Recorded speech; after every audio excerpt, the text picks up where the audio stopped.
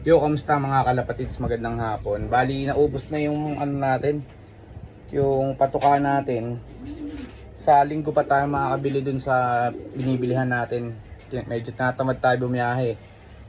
Sa linggo na lang. Sa ngayon, pupunta tayo dito, yung malapit lang sa amin. Wala kasing bilihan dito sa amin ng progressive. Pero yun, ang nakita ko dito maganda-gandang patuka yung binibili natin na Wingmaster Racer Mix mga kalapatids, dahil wala naman tayong breeding. So Racer Mix na yung bibili natin. Tara.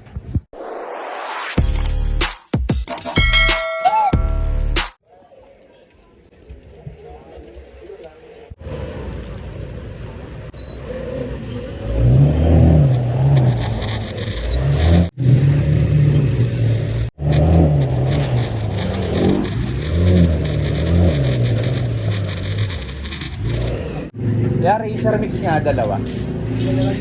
Isa na lang. Sige, isa na lang.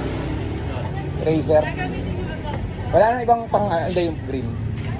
Wala nang ibang pang kalapate na flyer. 3 kilo. Ano yun? Racer din. Ayun.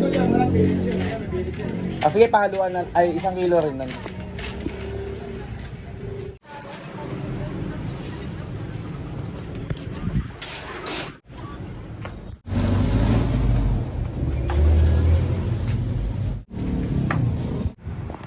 Ito guys, binila na rin natin yung mga sisiyo tsaka manok natin.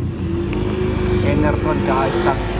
Ito mga kalapatids, dito tayo sa bahay. Bali, bumili na rin tayo ng Enercon tsaka stock booster para sa mga sisiyo natin. Tapos yung nabili nating Racer Mix, isang piraso na lang yung nakapack. Ayan o. Tapos yung 1 kilo, ayun yung kilo per kilo.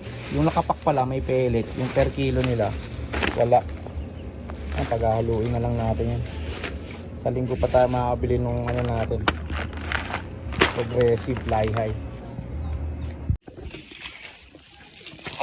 Dito na tayo sa loop natin.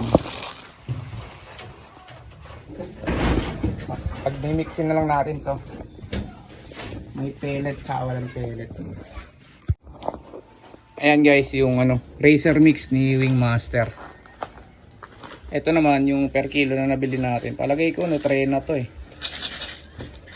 Isa na lang kasi yung kulay green. Yung gantong ano, doon sa binibilihan natin. Pero okay din naman. Ang linis. Siguro pinagkaiba lang, compare lang dun sa binibili natin na fly high progressive o kaya kalapatids. Mas marami lang ano yun, buto. Mas marami siyang buto na ano, na mix, yung mix niya ng grains mas marami compare dito. Pero okay din naman ito, halo lang natin. Ito kasi may pellet to eh. Ayan o,